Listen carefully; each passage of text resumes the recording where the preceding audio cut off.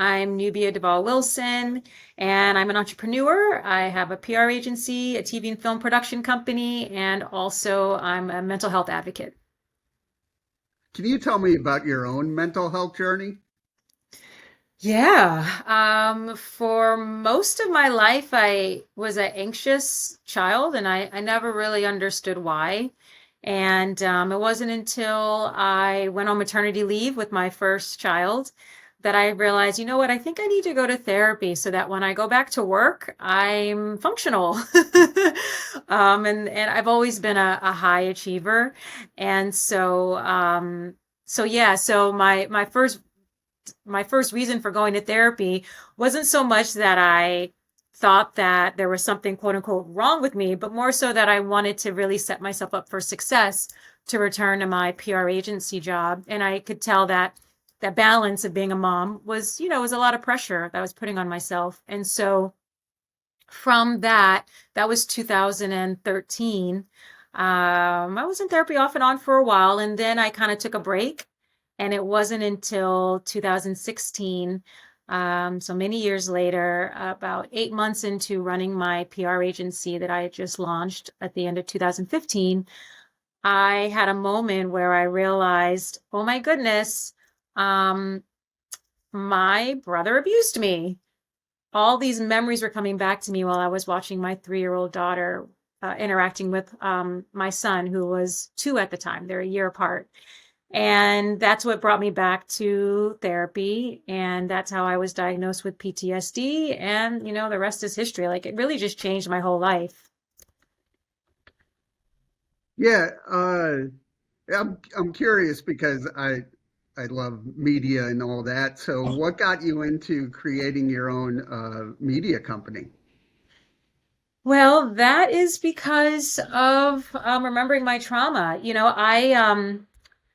I had always been interested in the entertainment world. My father's an artist and musician, so I used to go to New York City and other parts of the country with him to watch him perform. He's a percussionist, a drummer, and I myself, I took acting classes when I was a kid. I was always in drama club, and even in college, did a lot with drama.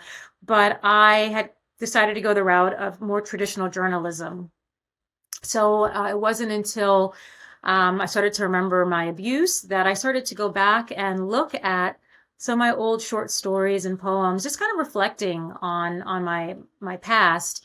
And I found a short story that at the time was called Phobia. And Phobia was a story about a boy who about, high school age, who was suicidal. And um, I was like, this is so interesting that I'm writing this story about a boy who's suicidal. His parents were a brother and sister. And it was a secret that he didn't know, but he knew something was not right about his family life. And so, of course, here I am. It's many years later after writing this short story, memories coming back. I'm just like, oh my God, I was trying to tell myself something, years ago.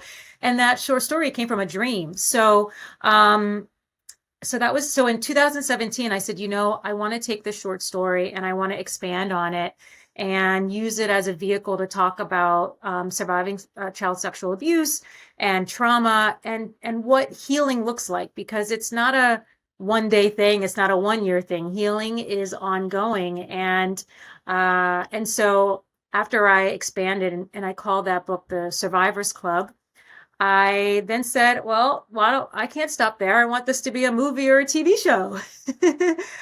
So, the premise of the story is there's 5 people who are in a room. They don't know how they got into this room. They're locked in this room, and each of them is being mysteriously plucked out of the room to embody Quentin. They're taking over the life of a boy named Quentin. And if they're not successful with keeping him alive, preventing him from suicide, then everything resets and the person ends up going back into the room with like some type of riddle that they're reading to the rest of the group to try to understand what is going on. We can't get out of this room until we figure out a way to help him get past this moment in time. So yeah, I thought it'd be kind of a fun TV show or film. And through my agency, Cielo Consulting, I had a actress client at the time, and I said, "Do you know anyone who writes scripts? Because I don't know how. I've always wanted to learn. Actually, I did go back to learn a couple years later, but anyway, so yeah, so she introduced me to Naomi, and that she became my co-creator of this pilot. And then I said, well, I need an executive producer. So long story short, we got connected to Guy. And that was in 2020, and we were going to make a trailer, and then COVID happened. So we were like, okay, everything is on hold, but we had been making strides and having meetings with TV companies and networks. And so near the end of 2020, Guy, who's in Connecticut and Naomi is in LA, he said, you know what? We're a good team. What if we did this for others? We're already making strides with Nubia's project. What if we created a production company where we didn't just work on our own, but we helped other people develop, package, and pitch their projects? And even though it was something that I wanted, I was really scared to do it. I was like, oh, I don't know, I'm not ready. I want this, but it needs to wait, or I want to go back to school and learn scripts. And Naomi's like, yeah, but I write scripts. You don't need to write the scripts. Yeah, right? You don't need to, we each have different strengths and weaknesses. Guy was an actor and has done some directing, and I'm kind of the one that oversees the whole company and helps with pitching, right? I'm a publicist, so I know how to pitch a good story. And so that's how StarFury Productions started, and that was at the end of 2020. What was it like writing a narrative based on real life struggles? It's a great question. I think for me at the time, it was just healing. I was really having a hard time dealing with my emotions during the day, and really just trying to power through. Like I said, I started my own business. I didn't want to give up on that. I wanted to have the work-life balance. I wanted to be a good mom, a good wife. And I think having something to dive into, like a project where I knew, hey, this is helping me heal, but it can also help other people. It can open up more conversations about a very taboo topic. A lot of people don't want to talk about child sexual abuse. A lot of people don't want to talk about incest. But unfortunately, statistics show that incest is more prevalent than we'd like to acknowledge in the US. We know historically it's happened. I mean, look at, England and Europe, and kings and queens for hundreds of years, right, have tried to keep their power by keeping it in the family. So it's not like it's a totally foreign concept that incest happens, right? So I think for me it was healing, and in the Survivors Club novella, I included dreamscapes, and dreamscapes were snippets of my dreams. A lot of the way that I was evaluating all the stages I was going through early on with the PTSD was by reflecting on my dreams every morning. And that was showing me my fears, my frustrations, my anger. And so putting that in the book helped me as well. You talked earlier about having these dreams when writing poetry and stuff like that. What can dreams tell you? Oh man, dreams are so interesting. So I've been tracking them since I was 10 or 11 years old, like since I was really young. So for me, I find that dreams tell me what I'm fearful of, my emotions that I'm pushing down. It tells me some of the recurring things that are happening in my life. So I had a recurring dream for a long time after I started to remember my abuse, and it was packing packing a suitcase, and also constantly missing a flight, missing a train. So it was this constant feeling of like, I have somewhere I need to go, but I can't get there on time, or I'd always just miss it. And I was so busy packing my suitcase and unpacking it that would cause me to be late as well. And so I realized after talking about it in therapy that that was me packing up my emotions, right? I didn't want to feel my emotions. And it is definitely a result of being abused, especially in young children. They say if you notice a child all of a sudden has become numb, or doesn't cry, or doesn't have emotions, doesn't feel anything, they're protective of themselves. It's like a hypervigilant mode. And I definitely showed signs of that growing up that my parents just didn't know. They didn't know, and things were so different back in the 80s. But yes, so that's just an example of tracking my dreams and realizing, oh my God, this is trying to tell me something. I'm not trying to deal with these emotions, talking about it in therapy. And what's really great is that dream stopped. That recurring dream stopped. It stopped after I really started to do the work to focus on my emotions and how I'm feeling and focus on my anger during the day. Not waiting till I'm asleep and having Right. dreams. What is it like talking to people with similar lived experiences? I think it's liberating, and community is so important. And that was something I realized early on. I created a private Facebook group for others who were dealing with mental health challenges, as well as survivors of abuse. And being able to talk to other people who just go, yep, I get you. Yep.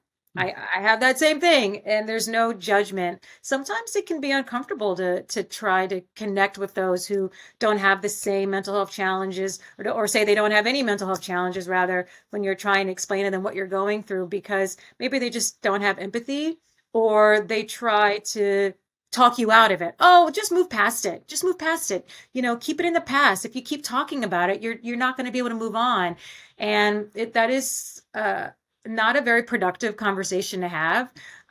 People need to realize that when you have PTSD and when you've struggled with a traumatic event like I did, throughout the rest of my life, there is going to be triggers, and those triggers might change as I grow, whether I become a mom or a parent or an entrepreneur, or something new falls on my plate to manage from a work perspective, or even politics, right? Can be totally triggering. And so it's more so being able to talk to those who can relate is also healing in itself, and it creates a safe space. And that's really what people need, is a safe space to even say, hey, you know what, I might not have PTSD, but I am having a hard time with my mental health, and maybe I need to talk it out with a friend, and that's okay. We should be doing more of that. What are some of the things you've learned from your kids? Oh my goodness, I've learned so much from them. I actually was just writing a blog post that I plan to publish soon about something my kids have made me learn. So, children are just so resilient. And my kids were 5 and 4 or 6 and 5, I can't remember now, when COVID happened, and watching how they transitioned their lives into being in the home only and not going to school was a huge I just was really inspired by how they took it in stride. The parents were going crazy, stocking up on Or things and feeling like all this burden, and being able to see my kids. I'll never forget. It was pretty early on. I would say within the first month of their being in the home and not leaving the house, other than to go in the backyard. We weren't even letting them see their neighbors really close because we were just nervous. My kids were in the living room. I remember I had given them balloons. I was like, "Oh, play with balloons, do something. I'm trying to work." And about an hour later, they're like, "Mommy, come look." And I go in, and they put faces on the balloons. And they were like, "Look, we made friends. We're gonna play with them, blah blah blah." And I almost cried because I was just like, "Oh my God, this is really intense for me," just to see like my children realizing they needed to be around people but understood that they couldn't, so they created their own friends, right, through these balloons. And I just was like, "Oh my God, that's amazing, good job, like what are their names?" But it just showed me like how quickly they could pivot and be resilient, and it's just amazing. what do you do to help your own mental health? There's so many things that I do to help my own mental health, and sometimes it changes over time. Early on, I was doing a lot of meditating. I mean, I still meditate today, but I was doing a lot of meditating and breath work and learning new breath work through a friend of mine who owned a Pilates studio, a Pilates slash Tantra studio, and her name was Meg Berry, and it was in my town, which was great. Before COVID, I was able to go to her a lot. And so through tantric breath work, which I know when we say tantra, people might think something Right. else, but really this is just like the basis of, yoga and meditation and body movement. And it's the female side of yoga. And so it's like thousands of years old. And so I did a lot of her classes where I was breathing and moving my body in ways that I never really ever felt comfortable doing before. And sometimes it would bring certain memories back that I needed to work through. But as you know, body trauma can stay in the body, right? So did a lot of that. writing, creating my website, nubiaduvall.com, where I would do blog posts talking about this situation, doing some advocacy, speaking out about what parents should be doing to help protect their children. I think for me, part of my healing and my mental and managing my mental health challenges has been to give back, like to give back to my community and feeling like like what happened to me wasn't for naught. Like there's something positive that has to come out of this. And if that means that I'm being open and talking about these challenges and explaining to parents what the signs are and how to prevent child sexual abuse, then that helps my healing too. And the last thing I'll say is aromatherapy. I don't know if you've ever tried it before, but I've No, had I haven't. oh my God, it's really cool. So I have a friend who it's called the Blossom Bar, and she created a special scent, a special aromatherapy blend for me.